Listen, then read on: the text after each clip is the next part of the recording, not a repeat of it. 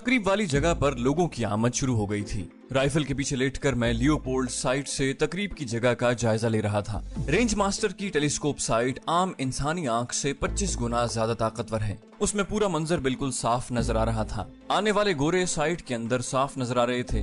ज्यादातर तो सोफों पर बैठ गए थे, अलबत्ता इक्का दुक्का दाएं बाएं जोड़ियों में खड़े होकर बातचीत कर रहे थे। बावर्दी बैरे उन्हें मशरूबात पेश कर रहे थे। गालिबन ये बताने की जरूरत नहीं थी कि वो कौन सा मशरूब था। अफगान फौज के चंद ऑफिसर भी मुझे सोफों पर बैठे हुए नजर आए थे। उनकी पहचान मुझे फौजी वर्दियों से हुई थी। इक्का दुक्का खवातीन भी नजर आ रही थी। मेरी नजर फिसलती हुई एक लड़की पर मरकूज हुई और मैं चौंक गया। अलग थलग बैठी हाथ में पकड़े जाम से हल्की हल्की चुस्कियां ले रही थी। वो मेजर जेनिफर हिंटस्ले थी, लेकिन उस वक्त भी वो ट्रेसी वॉलकर का रूप धारे हुए थी। तमाम के अंदाज से यही लग रहा था कि उन्हें किसी का इंतजार है। दरमियान में पड़ा 2 सीटर सोफा खाली पड़ा हुआ था। उसके साथ पड़े हुए सिंगल सीट सोफों पर 2 आदमी बैठे हुए थे। बाकी तमाम कुर्सियां और सोफे तकरीबन भर चुके थे। फिर एक लंबे तड़ंगे सफेद सूट वाले आदमी की आमद पर तमाम ने अपनी जगह पर खड़े होकर उसे ताजीम दी थी। दरमियान वाले सोफे पर नशिस्त संभालते हुए उसने तमाम को बैठने का इशारा किया और सबने अपनी जगह पर नशिस्त संभाल ली। मैंने नजर भर कर सामने लगे झंडे को देखा, जो बिल्कुल हल्के अंदाज में हिलकर वाजे कर रहा था कि हवा की रफ्तार इतनी ज्यादा नहीं थी कि गोली को हदफ से दाएं बाएं कर सकती। मुतमईन होकर मैं दोबारा साइट में देखने लगा, जबकि मेरे दाएं हाथ के अंगूठे ने सेफ्टी हटा दी थी। जीशान भाई, मेरा ख्याल है मजीद इंतजार फजूल है। मेरे साथ लेटे बिस्मिल्लाह जान ने भी फायर करने का इंदिया दे दिया। मैंने दरमियानी सोफे पर फैल कर बैठे आदमी के चेहरे पर निशाना साधते हुए कहा, मेरा भी यही ख्याल है, बस मेहमान खुसूसी का इंतजार था। ये कहते ही मैंने सांस रोका और एक झटके से ट्रिगर दबा दिया। उस वक्त वो ग्लास को मुंह की तरफ ले जा रहा था, लेकिन उसके मुकद्दर का रिस्क यकीनन पूरा हो चुका था। तभी ग्लास के होंठों तक पहुंचने से पहले रेंज मास्टर की गोली उसके माथे तक का सफर तय कर चुकी थी।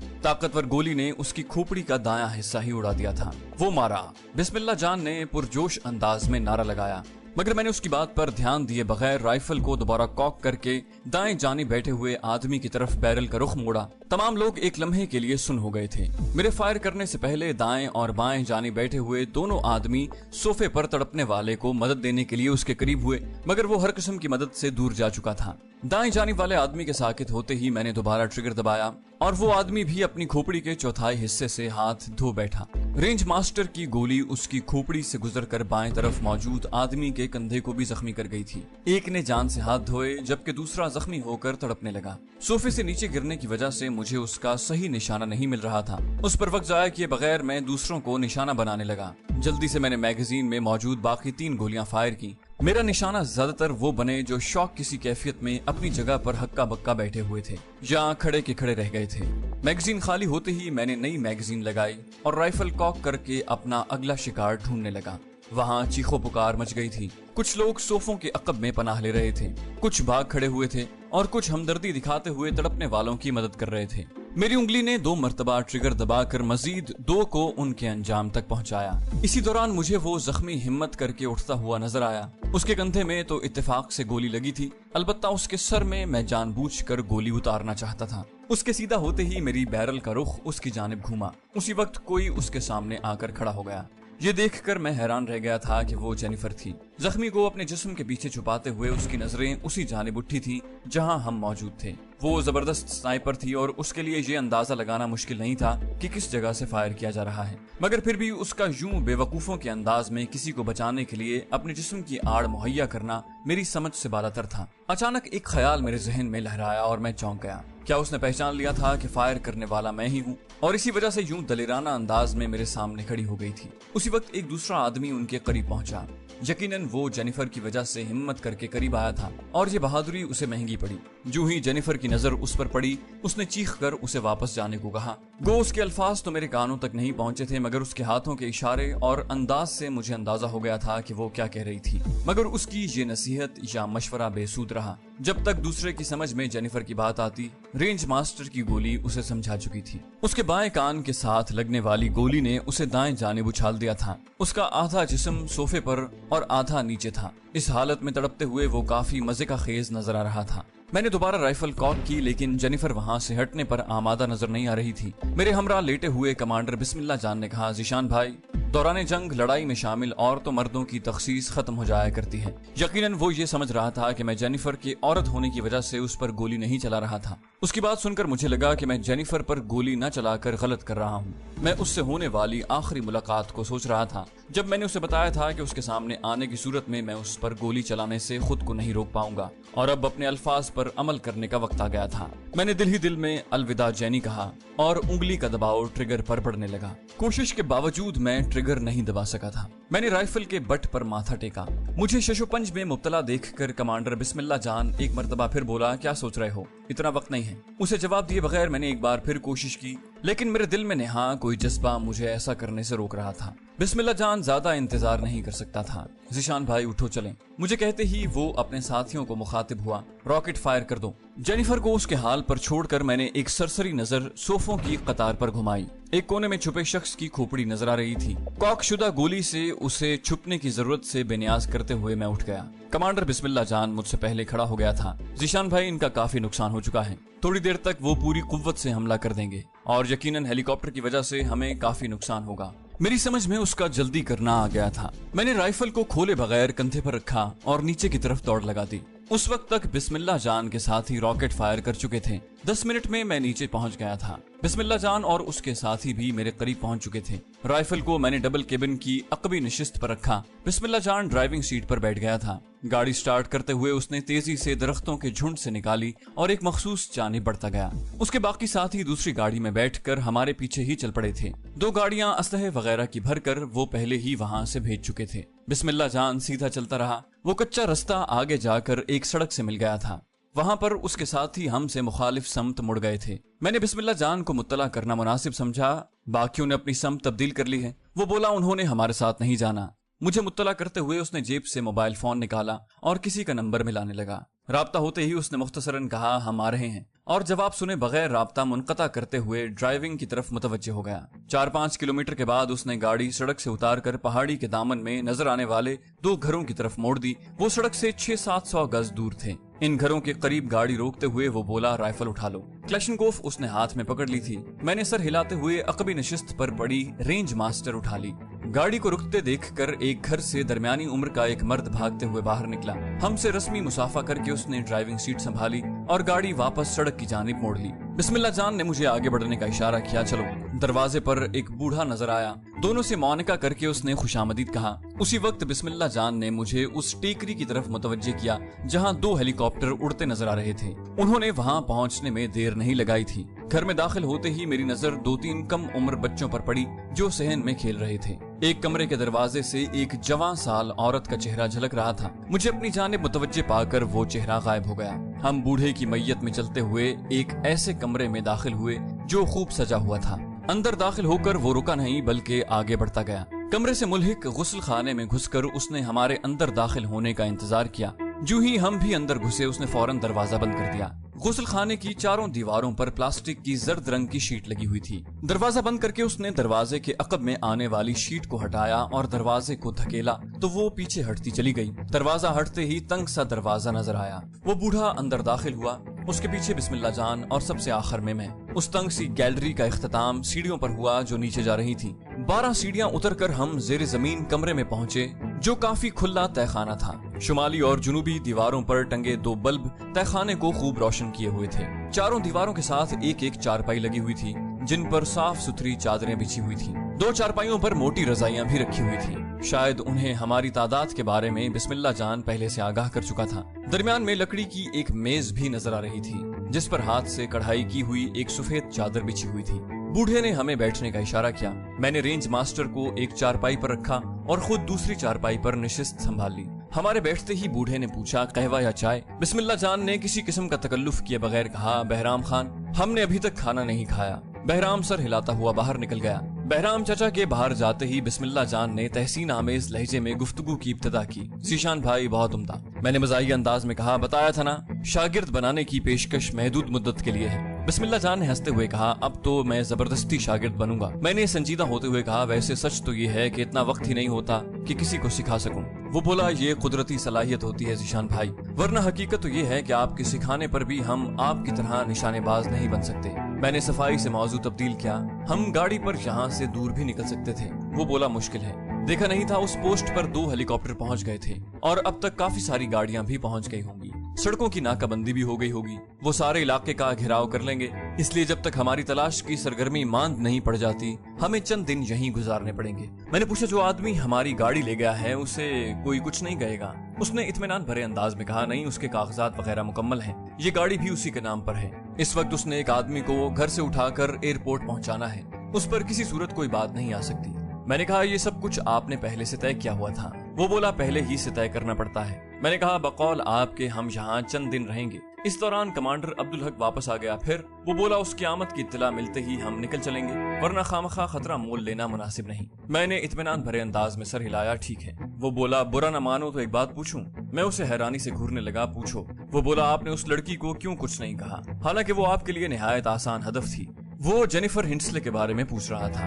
اب میں اسے کیا بتاتا؟ میں نے کہا آپ نے اس وقت مجھے اس پر گولی چلانے کی ترغیب دی تھی، ویسے آپ کو کیسے معلوم کہ میں نے اس پر نشانہ سادہ ہوا ہے؟ وہ بولا آپ اتنی تیز رفتاری سے فائر کر رہے تھے، اچانک ہی آپ رک گئے، اور دوربین میں مجھے بھی وہ لڑکی واضح نظر آ رہی تھی کہ باقی لوگ چھپنے کے لیے بھاگتے پھر رہے تھے اور وہ سینہ تانے کھڑی ہے۔ کوئی وجہ تو تھی نا؟ اس وقت مجھے یہی لگا کہ آپ عورت سمجھ کر اس پر گولی نہیں چلا رہے، لیکن بعد میں سوچا تو معاملہ کچھ اور لگا، کیونکہ کوئی امریکن عورت اتنی دلیر نہیں ہو سکتی جو یوں اکڑ کر ایک سنائپر کے سامنے کھڑی رہے جبکہ دائیں بائیں اس کے کئی ساتھیوں کی لاشیں بکھری پڑی ہوں، سب سے بڑھ کر ہماری جانب یوں دیکھ رہی تھی جیسے ہم اسے نظر آ رہے ہوں۔ چند لمحے سوچنے کے بعد میں نے کہا وہ میجر جینیفر ہنسلے تھی، میرے ساتھ اس نے سنائپر کورس کیا ہے اور افغانستان کے محاذ پر وہ مجھے ملنے کی خاطر ہی پہنچی ہے۔ وہ بولا اسے کیا معلوم کہ آپ افغانستان میں ہیں، اور یہ کہ ابھی فائر کرنے والے آپ ہی ہیں، اور آپ کو کیسے معلوم کہ وہ آپ کی خاطر یہاں پہنچی ہے؟ وہ ایک ہی سانس میں کئی سوال کر گیا۔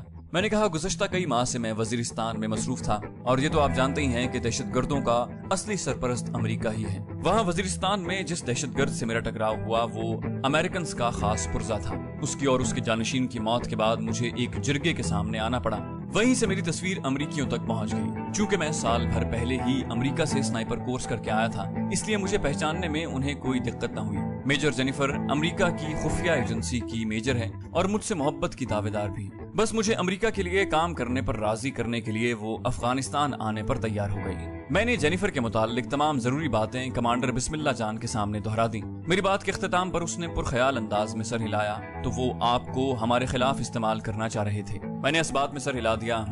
بولا ویسے یہ بات اب تک بھی واضح نہیں ہوئی کہ اس میجر کو یہ کیسے معلوم ہوا کہ فائر کرنے والے آپ ہی ہیں؟ میں نے کہا جتنی دور سے انہیں نشانہ بنایا جا رہا تھا شاید جینی کے نزدیک اتنے فاصلے سے میرے علاوہ کوئی نشانہ بنا نہیں سکتا۔ وہ چہکتے ہوئے بولا اب کی ہے کام کی بات، ویسے ایک ہبشن سے عشق لڑانے کا خیال آپ کو کیسے آ گیا؟ اتنی دور سے بھی اس کی بدصورتی مجھ پر اثر ڈالے بغیر نہ رہ سکی۔ یقیناً طاقتور دوربین سے جینیفر کے ٹریسی والکر کے روپ کی کالک اسے واضح ہو گئی تھی۔ میں نے سنجیدہ انداز میں کہا کمانڈر اگر آپ نے اس کی اصل شکل دیکھ لی تو جو پہلا خیال آپ کے دماغ میں آئے گا وہ یہی ہوگا کہ اسے مسلمان کر کے نکاح پڑھاؤں یا اہل کتاب سے نکاح پڑھوانے کی اجازت سے فائدہ اٹھاؤں۔ میری سنجیدگی کو اس نے غصے پر محمول کیا، مذاق کر رہا تھا یار۔ میں نے کہا مگر میں مذاق نہیں کر رہا، بلا شک و شبہ وہ ایسی ہی ہے۔ اسی وقت بوڑھا بہرام خان کھانے کے برتن اٹھائے اندر داخل ہوا اور ہم چپ ہو گئے۔ ہمارے کھانا کھانے کے دوران بہرام چاچا قہوہ بنا کر لے آیا تھا۔ قہوہ پی کر میں نے بہرام چاچا سے رائفل صاف کرنے کے لیے کپڑا مانگا اور رینج ماسٹر کو کھول کر صاف کرنے لگا۔ بسم اللہ جان آرام کرنے لیٹ گیا تھا، چند دن ہمیں وہیں گزارنے پڑ گئے تھے۔ اس دوران کمانڈر بسم اللہ جان موبائل فون پر بھی محتاط انداز میں گفتگو کیا کرتا تھا۔ شہر بھر میں مجاہدین کی تلاش میں کافی چھاپے مارے گئے مگر دشمنوں کو کوئی کامیابی حاصل نہیں ہوئی تھی، ان کا کافی نقصان ہوا تھا۔ 9 آدمی بشمول ایک کرنل اور لیفٹیننٹ کرنل کے ہلاک ہوئے تھے اور ایک لیفٹیننٹ کرنل زخمی ہوا تھا۔ زخمی ہونے والا وہی تھا جسے میجر جینیفر ہنسلے کی بدولت رعایت ملی تھی۔ مرنے والے قریباً سارے آفیسر ہی تھے، بس ایک افغانی فوجی غلطی سے مارا گیا تھا، وہ بھی اس وجہ سے کہ اس کا باقی جسم صوفے کے عقب میں چھپا تھا اور صرف اس کا سر آڑ سے باہر تھا۔ مرنے والے سینئر کا نام جان کر مجھے ایک خوشگوار حیرت ہوئی، وہ کرنل کولن فیلڈ تھا۔ یقیناً وہ وزیرستان میں حلیہ تبدیل کر کے آیا تھا، یہ بھی ممکن تھا کہ وہاں پر اس کے بہروپ میں کوئی اور آیا ہو اور اس کا صرف نام استعمال کیا گیا ہو۔ البرٹ بروک بھی مجھے کہیں نظر نہیں آیا تھا، شاید وہ بھی حلیہ تبدیل کر کے مجھے ملتا جلتا رہا تھا یا پھر وہ وہاں موجود ہی نہیں تھا۔ جینیفر تو ٹریسی والکر کے حلیے میں مجھے نظر آ گئی تھی۔ اتنے فاصلے سے شکلیں بالکل واضح نظر تو نہیں آتی، لیکن جس کے ساتھ کچھ وقت بتایا ہو اس کو پہچانا جا سکتا ہے۔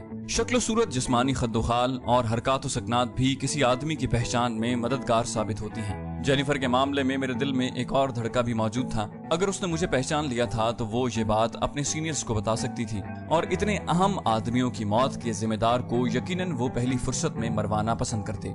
लेकिन फिर अपनी जेनी से मुझे ये बात बैद नजर आई कि वो मुझे मरवा देगी। अगर वो सीना तान कर मेरे सामने खड़ी हो सकती थी तो मुझे भी ये हक हासिल था कि वो मेरे खिलाफ किसी कार्रवाई की जिम्मेदार न बनती। इस कार्रवाई के बाद कमांडर बिस्मिल्लाह जान ने अपने तमाम साथियों को अंडरग्राउंड हो जाने का हुक्म दिया। खुद मैं और वो भी हफ्ता भर उसी तहखाने में छुपे रहे। इस दौरान बहराम चाचा और उसका बेटा दिलगीर खान हमारी जरूरियात का ख्याल रखते रहे। कमांडर अब्दुल हक अभी तक नहीं लौटा था, इस वजह से मुझे भी कोई जल्दी नहीं थी। हालात के थोड़ा सा साजगार होते ही हम दिलगीर खान की गाड़ी में बैठे अपने ठिकाने का रुख कर रहे थे। रेंज मास्टर और बिस्मिल्लाह जान की क्लैशनकोफ दिलगीर खान एक दिन पहले बिस्मिल्लाह जान के खुफिया अड्डे तक पहुंचा चुका था। उस वक्त हमारे पास अपनी हिफाजत के लिए एक पिस्तौल मौजूद था। हम किसी मज़ाहमत का सामना किए बगैर पहाड़ों में छुपे खुफिया अड्डे तक पहुंच गए थे। हमें पहाड़ के दामन में उतार कर दिलगीर खान वहीं से रुखसत हो गया। हम जब गार दर गार ठिकाने के पास पहुंचे तो हमें पुरजोश तरीके से खुशामदीद कहा गया था। उन्होंने मंसूबा इतना बड़ा नहीं बनाया था जितना कि दुश्मन का नुकसान कर चुके थे और इस कार्रवाई का रूह रवां मैं था। इससे पहले कमांडर अब्दुल हक उन्हें मेरी निशानेबाजी के काफी वाकयात सुना चुका था, मगर हालिया वाकये के तो वो खुद शाहिद थे। उनके वहमो गुमान में भी नहीं था कि इतनी दूर से यूं कामयाब निशानेबाजी मुमकिन थी। अब्दुल हक को गए हुए 3 हफ्ते हो गए थे। उसने कुछ ज्यादा ही वक्त ले लिया था। तीसरे हफ्ते के अख्तिताम पर वो लौट आया। उस तक मेरे हालिया कारनामे की खबर पहुंच गई थी।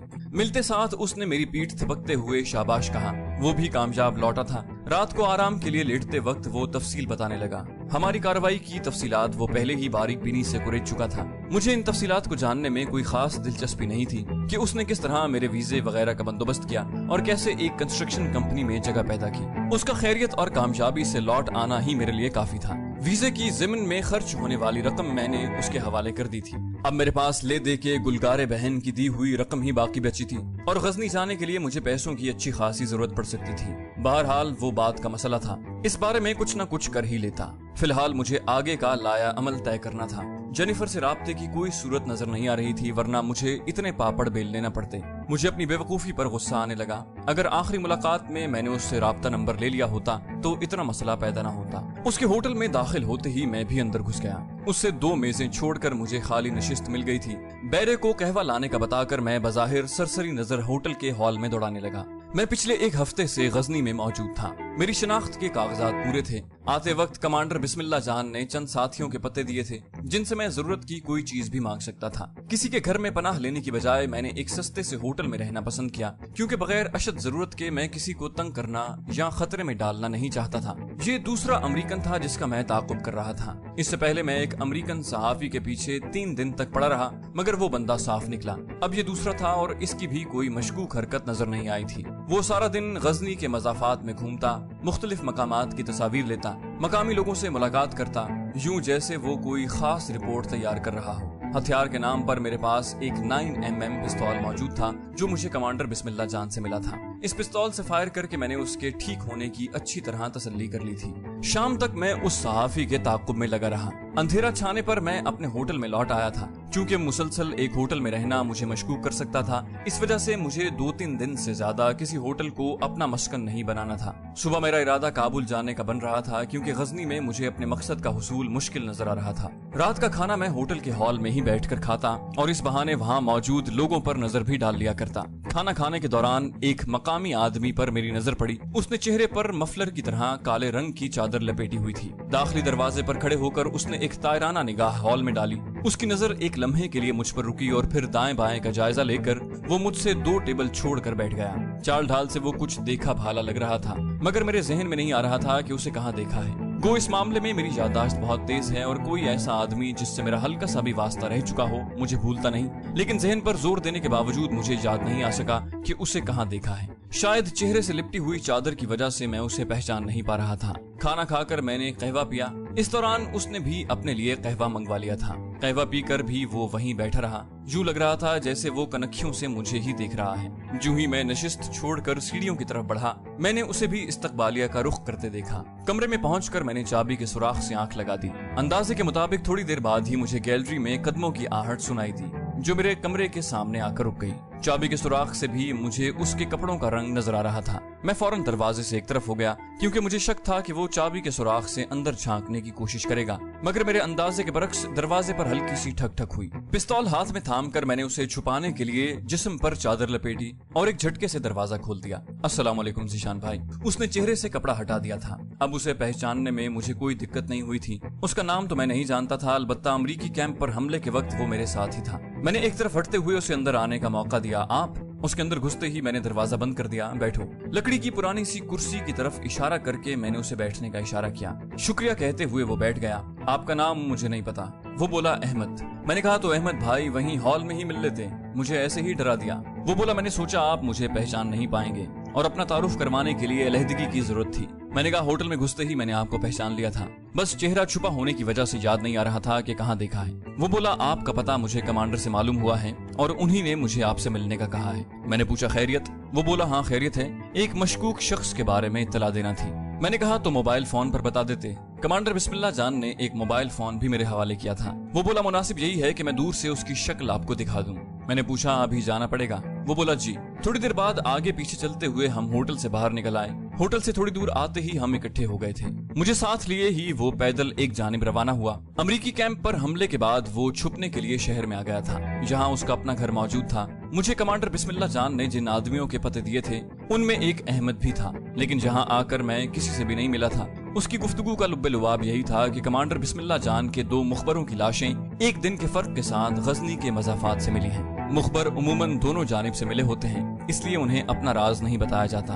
दोनों को मारने से पहले तशद्दुद का निशाना भी बनाया गया था। उनमें से एक का ताल्लुक अफगान आर्मी से था और उसने मरने से एक दिन पहले कमांडर बिस्मिल्लाह के साथ ही बिलाल से बात करके अपने ताक़ुब के बारे में मुत्तला किया था। हर मुखबर के साथ एक ही आदमी को सामने लाया जाता है जो उस मुखबर से राब्ते में रहता है, और उस फौजी के साथ बिलाल का राब्ता था। वो छुट्टी पर घर आया हुआ था। बिलाल ने उसे छुट्टी खत्म करके वापस हाजिर होने का मशवरा दिया था, लेकिन अगले ही दिन शहर के मज़ाफात से उसकी लाश मिली। बिलाल फौरन ज़ेरे ज़मीन हो गया। अलबत्ता जाने से पहले उसने फौजी का ताक़ुब करने वाले की पहचान अहमद को करवा दी थी। गुज़श्ता रोज एक दूसरे मुखबर की लाश मिली। दूसरे ने भी कई बार मुजाहिदीन को काम की खबरें पहुंचाई थी। दूसरा एक सहाफी था। कमांडर बिस्मिल्लाह जान को शक था कि दोनों कत्ल एक ही सिलसिले की कड़ी हैं। उसने अहमद को मुझसे राब्ता करके मुखबर का ताक़ुब करने की बाबत बताने का कहा, और अब अहमद मुझे उसी मकसद के लिए वहां ले जा रहा था।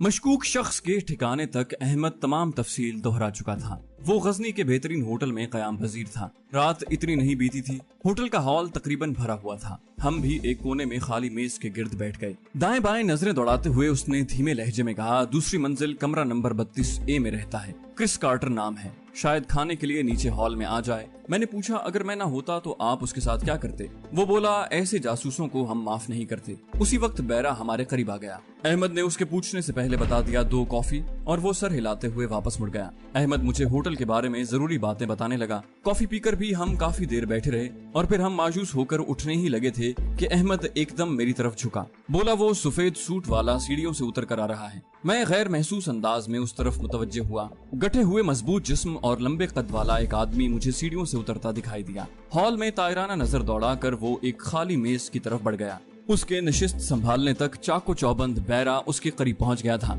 उसके ऑर्डर देने तक बदेसी लिबास में मलबूस एक मकामी हसीना सीढ़ियां उतरती हुई उसके करीब पहुंची और बेतकल्लुफी से उसके सामने बैठ गई। लड़की की पीठ हमारी जानिब थी। उसके अंदाज से वाज़े नजर आ रहा था कि वो उसके साथ ही रिहाइश पजीर है। कनखियों से उसे घूरते हुए मैंने अहमद से पूछा ये कौन है? वो बोला इस तरह की कई लड़कियां यहाँ मिल जाती हैं, बस जेब का मुंह खोलना पड़ता है। वहाँ मजीद बैठना मुझे मुनासिब नहीं लगा था। मैंने कहा मेरा ख्याल है चलना चाहिए। अस्बात में सर हिलाते हुए अहमद ने बैरे को करीब आने का इशारा किया और बिल अदा करके हम वहाँ से बाहर निकल आए। क्रिस कार्टर लड़की से महवे गुफ्तगू था, लेकिन उसकी आंखें किसी सर्च लाइट की तरह चारों तरफ घूम रही थी। होटल से निकलते ही मैंने कहा मुझे कुछ रकम चाहिए। वो बोला चलो। मुझे साथ लेकर एक प्लाजे की तरफ बढ़ गया। वहाँ लगी ATM मशीन से मतलूबा रकम निकाल कर उसने मेरे हवाले की और हम वापस मुड़ गए। मेरे होटल का रुख करते हुए उसने पूछा अब क्या इरादा है? मैंने कहा सुबह इस होटल में कमरा लूंगा باقی لایا عمل بات کا مسئلہ ہے۔ اس نے پرخلوص لہجے میں آفر کی اگر میرے لائق کوئی خدمت ہو تو بتا دینا۔ میں نے کہا اگر ایک موٹر سائیکل مل جاتی تو اس کے تعاقب میں آسانی رہتی، لازماً اس کے پاس ذاتی یا کرائے کی گاڑی ہوگی۔ وہ بولا ضرور ملے گی، مگر اتنی سردی میں موٹر سائیکل کی سواری مشکل ہو جاتی ہے، میں خود ٹیکسی میں آتا جاتا ہوں۔ میں نے کہا مجبوری ہے، شاید بروقت ٹیکسی نہ مل پائے۔ اس نے اس بات میں سر ہلایا، صحیح کہا۔ ہم ہوٹل کے قریب پہنچ چکے تھے۔ اس نے قریب سے گزرتی ہوئی ایک خالی ٹیکسی کو اشارہ کر کے روکا۔ اندر بیٹھتے ہی وہ اپنے گھر کا پتہ بتانے لگا۔ وہ پتہ پہلے سے ہی میری یادداشت میں محفوظ تھا کہ بسم اللہ جان اس کا پتہ میرے حوالے کر چکا تھا، البتہ میں نے وہاں جانے کی ضرورت محسوس نہیں کی تھی۔ گھر کے سامنے اتر کر اس نے ٹیکسی والے کو فارغ کیا اور اطلاعی گھنٹی کا بٹن دبا دیا۔ میں نے پوچھا ساتھ کون رہتا ہے؟ وہ مسکرایا، تمہاری بھابھی۔ اسی وقت اندر سے قدموں کی چاپ ابھری اور ایک نسوانی آواز نے پوچھا کون؟ اس نے جواب دیا احمد، میرے ساتھ مہمان بھی ہیں۔ دروازہ کھولتے ہی ایک جوان سال خاتون چہرہ ڈھانپے کھڑی تھی، صرف اس کی آنکھیں چادر کے عقب سے جھلک رہی تھی۔ اس پر نظر پڑتے ہی میں نے سر جھکا لیا۔ وہ بھی دروازہ کھول کر پیچھے مڑ گئی۔ میں نے کہا احمد بھائی چائے پانی کا تکلف نہ کرنا، بلکہ موٹر سائیکل باہر ہی لے آؤ۔ وہ بولا ایک پیالی قہوہ سردی کے ساتھ مقابلہ کرنے میں مدد دے گا۔ میں نے کہا پھر کسی وقت صحیح۔ اس نے کہا ٹھیک ہے۔ مجھے وہیں رکنے کا اشارہ کر کے وہ اندر گھسا اور لمحہ بھر بعد موٹر سائیکل لے کر باہر نکلا۔ اس کے ہاتھوں میں چمڑے کے دستانے اور موٹر سائیکل کے سیفٹی گارڈ کے ساتھ لٹکا ہیلمٹ دیکھ کر میں نے سکھ کا سانس لیا۔ سردی کے موسم میں بغیر دستانوں اور ہیلمٹ کے موٹر سائیکل چلانا ایک عذاب ہوتا ہے۔ اسے الوداعی مصافحہ کر کے میں واپس ہوٹل کی جانب بڑھ گیا۔ وہ رات میں نے اسی ہوٹل میں گزاری۔ کابل جانے کا ارادہ میں نے ترک کر دیا تھا۔ 9-10 بجے کے قریب ناشتہ کر کے میں اپنا مختصر سامان اٹھا کر نکل آیا۔ دوسرا ہوٹل اتنی دور نہیں تھا کہ مجھے ٹیکسی کا تکلف کرنا پڑتا۔ 15-20 منٹ میں میں وہاں پہنچ گیا تھا۔ ہوٹل کے ہال میں مجھے اکا دکا گاہک ہی نظر آئے۔ ایسے ہوٹلوں کی رونق رات کے وقت دکھائی دیتی ہے۔ استقبالیے پر جا کر میں نے کمرے کا پوچھا۔ نچلی منزل میں ایک کمرہ خالی تھا، مگر میں نے دوسری منزل پر کمرہ لینا پسند کیا۔ کمرے کی چابی میری جانب بڑھاتے ہوئے ریسپشنسٹ معنی خیز لہجے میں بولا سر اگر کوئی خدمت درکار ہو تو بلا تکلف حکم کرنا۔ ضرور، چابی پکڑتے ہوئے میں نے منہ بنایا۔ اس کی خاص خدمت سے میں ناواقف نہیں تھا، لیکن اس طرح کی غلیظ خدمتوں سے میں یوں ہی بہتر تھا۔ 3 دنوں کا ایڈوانس کرایہ جمع کروا کر میں سیڑھیوں کی طرف بڑھ گیا۔ تھوڑی دیر کمرے میں گزار کر میں ہوٹل کے ہال میں آن بیٹھا۔ میں چاہتا تھا کہ میری بے خبری میں وہ باہر نہ نکل جائے۔ ایک سنائپر کو جاسوس بننا پڑ گیا تھا۔ گو انتظار دنیا کا پرازیت کام ہے، مگر سنائپر کا تو انتظار کے ساتھ بہت مضبوط رشتہ ہے۔ اپنے شکار کے انتظار میں سنائپر کو کئی گھنٹے بلکہ دن گزارنے پڑتے ہیں۔ آہستہ آہستہ ہال میں بیٹھے لوگوں کی تعداد بڑھنے لگی۔ میں 2 مرتبہ چائے منگوا کر پی چکا تھا۔ اسی اثنا میں دوپہر کے کھانے کا وقت بھی ہو گیا تھا۔ میں نے کھانا بھی منگوا لیا اور پھر بمشکل کھانے سے فارغ ہوا تھا کہ میں نے کرس کارٹر کو سیڑھیاں اترتے دیکھا۔ رات والی تتلی بھی اس کے ساتھ ہی تھی۔ وہ اب بھی سکن ٹائٹ پاجامے اور بمشکل ناف تک آتی شرٹ میں ملبوس تھی۔ البتہ سردی کی وجہ سے گھٹنوں تک آتے فر کے کوٹ نے چھپنے کے کافی تقاضے پورے کر دیے تھے۔ ہال میں رکنے کی بجائے وہ بیرونی دروازے کی طرف بڑھ گئی۔ اسے دیکھتے ہی میں نے حفظ ما تقدم کے طور پر بیرے کو بل لانے کا اشارہ کر دیا تھا۔ ان کے دروازے کے قریب پہنچنے تک میں نے بل دستخط کر کے واپس بیرے کی طرف بڑھایا اور ان کے پیچھے قدم بڑھا دیے۔ میرے دروازے سے نکلنے تک وہ پارکنگ میں پہنچ کر سفید رنگ کی کار میں بیٹھ رہے تھے۔ میں ان پر توجہ دیے بغیر موٹر سائیکل کی طرف بڑھ گیا۔ میرے موٹر سائیکل ان لاک اور سٹارٹ کرنے تک وہ پارکنگ سے نکل کر سیمنٹ کی روش پر چڑھ چکے تھے۔ میں نے ان کے سڑک تک جانے کا انتظار کیا اور پھر موٹر سائیکل آگے بڑھا دی۔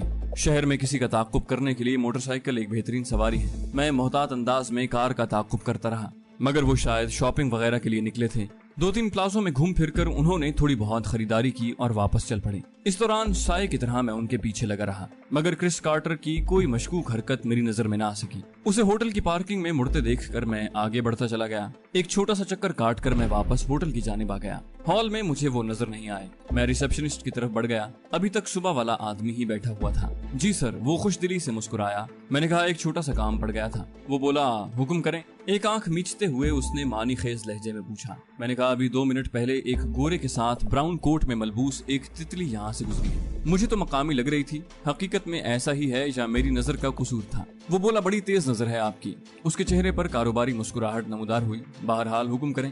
میں نے کہا میرا دل لے گئی ہے، وہ وہی واپس لینا ہے۔ اس نے کہکا لگایا، ویسے اس سے بڑھیا مال بھی موجود ہے۔ میں نے منہ بنایا، بڑھیا مال خاک پسند آئے گا جب دل کسی اور کے قبضے میں ہو۔ وہ بولا پھر تو معذرت خواہ ہوں، کیونکہ وہ ہمارے ہوٹل سے تعلق نہیں رکھتی۔ دھت، میں نے بیزاری بھرے انداز میں استقبالیہ کاؤنٹر پر مکہ رسید کیا۔ بولا اگر وہ ہمارے ہوٹل کی ہوتی تب بھی گورے کی مرضی کے بغیر کسی گاہک کو وقت نہ دے پاتی۔ میں نے کہا کہیں اکیلی بھی جاتی ہے یا وہ خبیث ہر وقت ساتھ رہتا ہے؟ وہ بولا کبھی دیکھا نہیں، البتہ آپ کا رقیب کافی دفعہ اکیلے بھی نکل جاتا ہے۔ मैंने कहा अगर मैं कहूं कि जब भी वो या लड़की अकेले कहीं जाएं तो मुझे फौरन मालूम हो जाए। ये कहते हुए मैंने जेब से $100 का नोट निकालकर हाथ में पकड़ लिया। $100 के नोट को हरीस नजरों से देखते हुए वो बोला, सुबह 10 से शाम 6 बजे तक आपको ये इत्तला बगैर किसी रुकावट के मिल सकती है। मैंने नोट उसकी तरफ बढ़ाते हुए पूछा, आपका नाम? नोट झपटते हुए उसने जेब में डाला और बोला, शान अली। मैं अपने कमरे में मुंतजिर रहूंगा। अस्पात में सर हिलाते हुए मैं सीढ़ियों की तरफ बढ़ गया। सारा दिन होटल के हॉल में बैठने से बेहतर था कि निगरानी का काम मैं किसी और से लेता। यूं भी मैंने गोरे की बजाय उस लड़की में दिलचस्पी जाहिर की थी ताकि शान को कोई शक न हो। शाम 6 बजे के करीब मुझे इंटरकॉम पर शान अली की कॉल मौसूल हुई। सर, मैं छुट्टी कर रहा हूँ, आपका रकीब और तितली कमरे में ही है। शुक्रिया कहकर मैंने रिसीवर रखा और तैयार होकर बाहर निकल आया। यूं भी काफी आराम कर लिया था। 8 बजे तक मेरा कोफ्तज़दा इंतजार जारी रहा। 8 बजे वो उस लड़की के हमरा नीचे हॉल में आ गया। खाना खाकर दोनों थोड़ी देर बैठे रहे। उनके दोबारा कमरे का रुख करने पर भी मैं वहीं बैठा रहा कि कहीं वो अकेला न लौट आए। मगर मजीद आधा घंटा इंतजार करने के बाद भी उसे वापस न आते देखकर मैं कमरे की तरफ बढ़ गया। मेरे अंदाजे के मुताबिक इतनी रात गए वो बाहर न जाता। दरवाजा कुंडी करके मैं बमुश्किल बूट उतार पाया था कि मोबाइल फोन बजने लगा। स्क्रीन पर कमांडर बिस्मिल्लाह जान का नाम चमक रहा था। मैंने कॉल वसूल की। अस्सलाम वालेकुम। वालेकुम अस्सलाम, कहाँ हैं आप? उसकी आवाज में शामिल घबराहट मुझे हैरान कर गई। मैंने कहा, उसी होटल में जहाँ हमारा दोस्त मुकीम है। वो बोला, फौरन वहाँ से निकलने की कोशिश करो। अहमद सुबह से गायब है, शायद आप भी उनकी नजरों में आ गए हैं। मगर उसने कता कलामी की, तफसील बताने का वक्त नहीं है जीशान भाई। ठीक है। राब्ता मुनक़ता करते हुए मैं वहाँ से निकलने का सोचने लगा। शायद मैंने देर कर दी थी। अहमद के उनके हत्थे चढ़ने का एक ही मतलब हो सकता था कि मैं कल से उनकी नजरों में हूँ, और यकीनन इसी वजह से क्रिस कार्टर ने भी अपने किसी आदमी से मिलने की जरूरत महसूस नहीं की थी। मैं बुरी तरह फंस गया था। उनकी नजरों में आए बगैर मैं होटल से निकल नहीं सकता था। अलबत्ता ये मुमकिन था कि वो सिर्फ मेरी निगरानी कर रहे होते और मैं बाहर निकलकर उन्हें जुल देकर भाग जाता। लेकिन उसके बाद क्रिस कार्टर मेरे हाथ से निकल जाता। यकीनन मेरे गायब होने के बाद वो भी मंजर आम से हट जाता। बेहतर यही था कि मैं उसे यरगमाल बनाकर होटल से उड़न छू होने की कोशिश करूं। एक नतीजे पर पहुंचकर मैंने पिस्तौल की नाल पर साइलेंसर चढ़ाया और जिस्म पर चादर लपेटकर बाहर निकल आया। गैलरी सुनसान पड़ी थी। कमरा नंबर 32A तक दबे कदमों चलता हुआ पहुंचा। दाएं बाएं देखकर मैंने गैलरी के खाली होने का यकीन किया और साइलेंसर को लॉक के साथ लगाकर ट्रिगर दबा दिया। ठक की आवाज उभरते ही मैं दरवाजे को धकेलता हुआ अंदर दाखिल हुआ। वो दोनों ऐसी हालत में नहीं थे कि कमरे से बाहर होने वाली आवाज उन्हें मुतवज्जे कर सकती। यकीनन क्रिस कार्टर के वहमो गुमान में भी नहीं था कि मैं ऐसी जुर्रत का मुजाहिरा करूंगा। मेरे आंधी और तूफान की तरह अंदर घुसने पर वो हड़बड़ा कर बैठ गए। लड़की के मुंह से चीख निकली, मगर उस वक्त तक मैं दरवाजा भेड़ चुका था। उसने हड़बड़ाते हुए तौलिया लपेट लिया। क्रिस कार्टर को मैंने अंग्रेजी में कहा, तुम इसी तरह खड़े हो जाओ। कीनातोज नजरों से मुझे घूरते हुए वो खड़ा हो गया। यकीनन तुम्हें अपनी जान अजीज नहीं। मैं हंसा, ये किसी सहाफी का लहजा तो नहीं है। मेरी बात पर वो होंठ भींच कर रह गया था। उसकी तरफ कदम बढ़ाते हुए मैंने कहा, घूम जाओ। वो आहिस्ता से घूम गया। अपने हाथ पीछे बांध लो, मैंने अगला हुक्म दिया। ये कहते ही मैं उसके करीब पहुंच गया था। हाथ पीछे लाते हुए वो एकदम मेरी तरफ मुड़कर पिस्तौल पर झपटा। मुझे उससे इसी किस्म की कार्रवाई की तवक्को थी। पिस्तौल वाला हाथ नीचे करते हुए मैंने पिस्तौल को उसके दस्तबुर्द से बचाया और उसके साथ ही मेरा बायां मुक्का नीम दायरा बनाता हुआ उसकी ठोड़ी की तरफ बढ़ा। उसकी समझ में कुछ आने से पहले हवास उसका साथ छोड़ चुके थे। वो लहराता हुआ मुंह के बल नीचे गिर गया। अगर फर्श पर दबीस कालीन मौजूद न होता तो यकीनन उसका थोबड़ा टेढ़ा हो चुका होता। मैंने पिस्तौल की नाल से लड़की को उठने का इशारा किया, खड़ी हो जाओ। उसे मैं पश्तो में मुखातिब कर रहा था। वो लरसती हुई खड़ी हो गई। ऐसी लड़कियों की बुज़दिली किसी तारुफ की मोहताज नहीं होती। मैंने पिस्तौल की नाल से उसे गुस्ल खाने की तरफ इशारा किया, उस तरफ। वो बाकायदा कांपने लग गई। मुझे जाने दो, मैं कुछ नहीं बताऊंगी। मैंने कहा, ताउन करोगी तो यकीनन बच जाओगी। वो पुरजोश लहजे में बोली, मैं हर किस्म के ताउन पर तैयार हूँ। मेरी बात का उसने उल्टा मतलब लिया था। मैंने कहा, हर किस्म का ताउन छोड़ो, बस थोड़ी देर गुस्ल खाने में गुजार लो। उसकी गलत फहमी दूर करते हुए मैंने गुस्ल खाने का दरवाजा खोलकर अंदर झांका और मुतमईन होते हुए उसे अंदर धकेल दिया। क्रिस कार्टर किसी भी वक्त होश में आ सकता था। लड़की से बेफिक्र होते ही मैंने क्रिस कार्टर की टाई उठाकर उसके हाथ पुश्त पर बांधे ताकि होश में आने पर वो कोई गलत हरकत न कर सके, और मैं उसके लिबास की तलाशी लेने लगा। उसका पर्स और मोबाइल फोन मैंने अपनी जेब में मुंतकिल कर दिया था। तकिए के नीचे पड़े बरेटा ने मुझे खुश कर दिया था। ग्लॉक की तरह ये भी आला क्वालिटी का पिस्टल था। जल्दी जल्दी बाकी कमरे की तलाशी लेकर मैं कमांडर बिस्मिल्लाह जान को कॉल करने लगा। हाँ जीशान। कॉल वसूल करते ही उसने बेसब्री से पूछा, क्या आप किसी महफूज ठिकाने पर पहुंच गए हैं? मैंने कहा, मैं उसी के कमरे में हूँ और अब उसे किसी महफूज मकाम पर मुंतकिल करना है। वो हैरानी से चीख पड़ा, क्या मतलब? मैंने वजाहत करते हुए कहा, मतलब ये कि मैंने उसे बेहोश कर दिया है और उसी से अहमद के बारे में मालूम हो जाएगा। उसने पूछा, होटल से बाहर कैसे निकालेंगे? मैंने कहा, आप 2-3 साथियों को गाड़ी देकर होटल की जानिब भेजें दें, मैं उसे बाहर निकालने की कोशिश करता हूँ। उसने खुश दिली से कहका लगाया, मतलब टाकरा होकर रहेगा। मैंने कहा इसके बगैर चारा नहीं। वो बोला ठीक है, मेरी कॉल का इंतजार करना। उसने राब्ता मुनक़ता कर दिया। इसी असना में क्रिस कार्टर कसमसा कर उठ बैठा। मैंने लड़की को गुस्ल खाने से बाहर निकाल कर कपड़े पहनने को कहा। वो अभी तक सख्त खौफजदा थी। लरजते कांपते हुए उसने कपड़े पहन लिए थे। मैंने कहा अब इसे भी पतलून पहना दो। मैंने क्रिस कार्टर की तरफ इशारा किया। सर हिलाते हुए वो क्रिस का अंडरवेयर और पतलून उठाकर उसकी तरफ बढ़ गई। क्रिस ने बेचूचरा पतलून पहन ली। वो बार बार मुंह खोलकर अपने जबड़े को हिला रहा था। यकीनन मेरे मुक्के ने उसके जबड़े को हिला दिया था। मैंने गर्म ओवरकोट उसकी तरफ बढ़ाया। ये कोट भी इसे उड़ा दो। वो कोट काफी खुला था।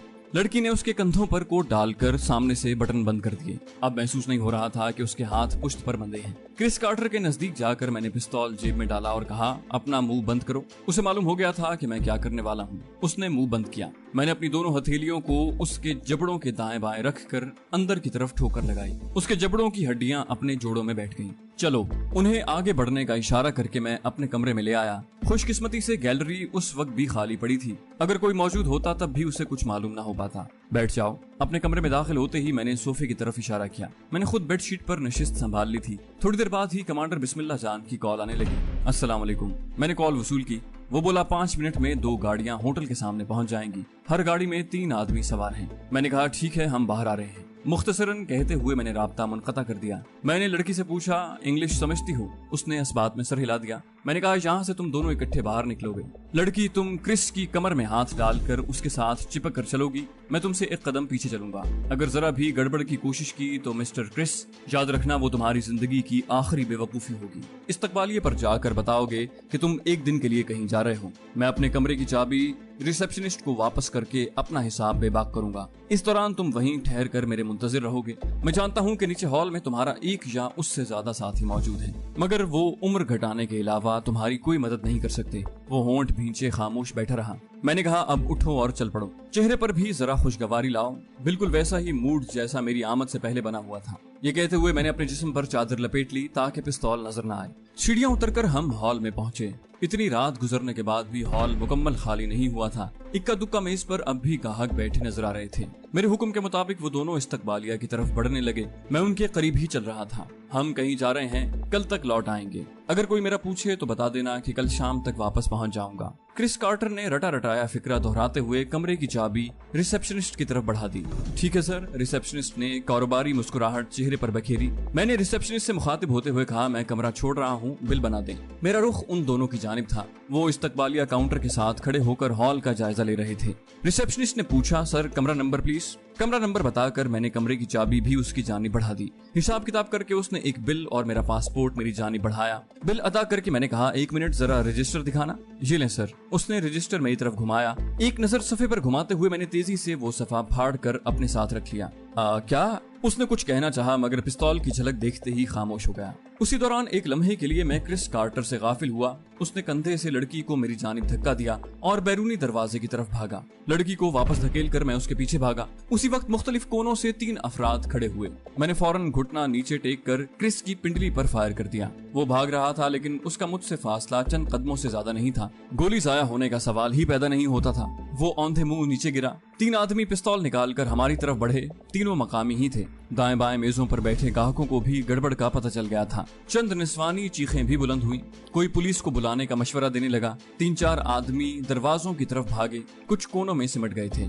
मैं भागकर क्रिस के करीब पहुंच गया। वो कराहते हुए उठ बैठा। उसके गिरबान में हाथ डालकर मैंने जबरदस्ती खड़ा कर दिया। उसके साथी भी करीब पहुंच गए थे। तीनों के तेवर खासे बिगड़े हुए थे। मैंने कहा अगर किसी ने होशियारी की कोशिश की तो ये जान से जाएगा। क्रिस की कनपटी से पिस्तौल लगाते हुए मैंने उन्हें धमकाया। एक ने जवाबी धमकी दी, बचेगा तो तू भी नहीं। सूरत हाल काफी बिगड़ चुकी थी। अगर मजीद वक्त गुजरता तो पुलिस भी वहाँ आ जाती। उन्होंने एक खास बेवकूफी की थी कि वो एक जानिब इकट्ठे हो गए थे। अगर वो मेरे चारों जानिब खड़े हो गए होते तो मैं ज्यादा खतरे में होता। जल्दी से सोचते हुए मैंने खतरा मोल लेने का फैसला किया और क्रिस को अपने सामने ढाल की तरह पकड़ते हुए कहा, मेरे 3 गिनने तक अगर तुम लोगों ने पिस्तौल नीचे न फेंके तो ये जान से जाएगा। 1। उन्होंने मेरी गिनती शुरू करते ही एक दूसरे की जानिब देखा और उसी लम्हे मैं काम कर गुजरा।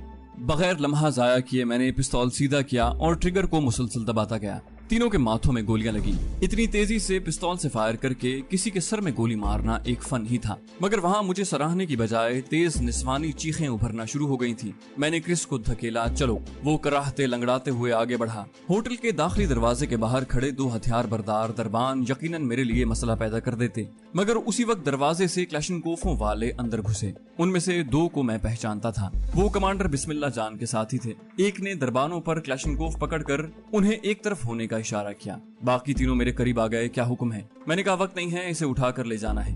उसने सर हिलाते हुए क्लैशनकोफ साथी के हवाले की और क्रिस को कंधे पर उठाकर वापस मुड़ गया। दरवाजे के सामने ही 2 डबल केबिन खड़ी थी। बैठते हुए मैंने एक आदमी को अहमद की मोटरसाइकिल की चाबी पकड़ाई और पार्किंग में खड़ी मोटरसाइकिल की जानिब इशारा करके कहा, आप अहमद भाई की मोटरसाइकिल ले आए। वो सर हिलाता हुआ नीचे उतर गया। दोनों डबल केबिन आगे पीछे हरकत करते हुए आगे बढ़ गई।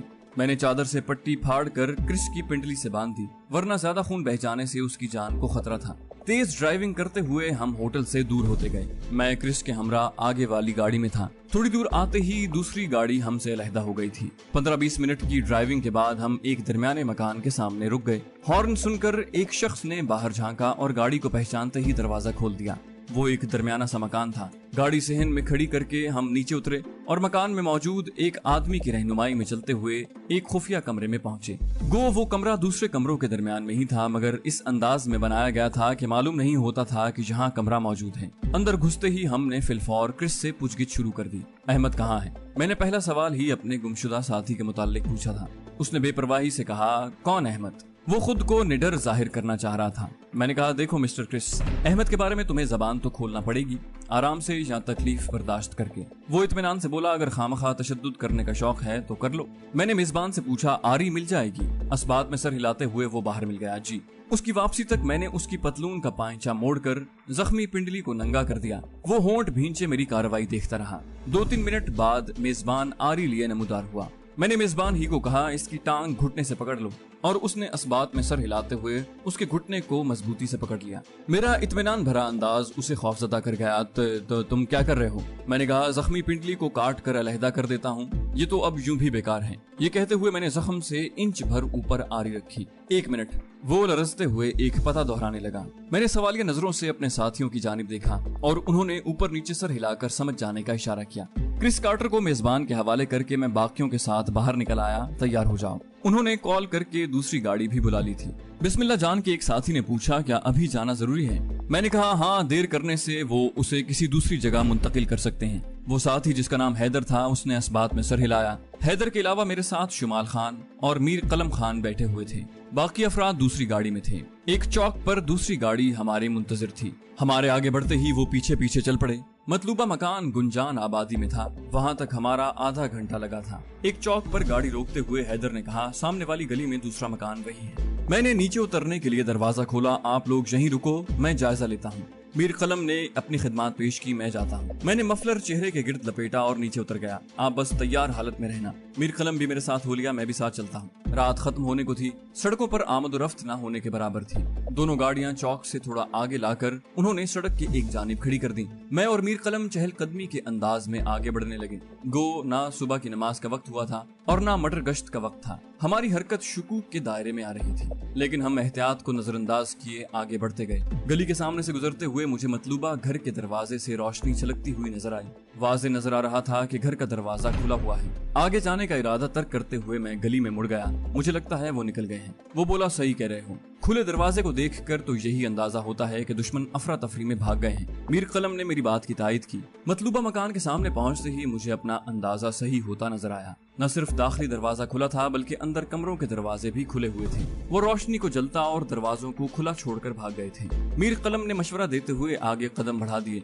मेरा ख्याल है अंदर चलकर जायजा लेते हैं। मैं सर हिलाता हुआ उसके पीछे हो लिया। मुख्तसर सहन के बाद बरामदा नजर आ रहा था, जिसके बाद कमरों के दरवाजे थे। मीर कलम मुझसे 2 कदम आगे था। जूं ही वो बरामदे के करीब पहुंचा, अचानक ही मुझे उसकी गर्दन के नीचे एक सुर्ख नुक्ता नजर आया। सेकंड के 1000वें हिस्से में मुझे खतरे का एहसास हो गया था। यकीनन वो लेजर पॉइंट का निशान था। किसी ने हम पर निशाना साधा हुआ था। खुद को जमीन पर गिराते हुए मैं चीखा, नीचे लेट जाओ। लेकिन मीर कलम को देर हो गई थी। मेरे अल्फाज जब तक उसकी समझ में आते, उसकी गर्दन में गोली पैवस्त हो चुकी थी। मेरी तरह वो भी औंधे मुंह गिरा था, लेकिन उसके गिरने में उसकी मर्जी शामिल नहीं थी। नीचे गिरने के साथ मैं साकित नहीं हुआ था, बल्कि जकन भरकर मैंने बरामदे के सुतून के सामने आड़ ले ली थी। उन्होंने मकान के दरवाजे खुले छोड़कर हमारे लिए चारा डाला था और हम बगैर सोचे समझे उनकी चाल में आ गए थे। गो इस मकान में घुसते वक्त मेरे दिमाग में हल्की सी खटक मौजूद थी, लेकिन मैं एहतियात नहीं कर सका था। सुतून की आड़ में आकर मैंने जेब से पिस्तौल निकालकर हाथ में पकड़ लिया, मगर फायर करने वाले मुखालिफ मकान की छत पर थे और पिस्तौल की रेंज से दूर थे।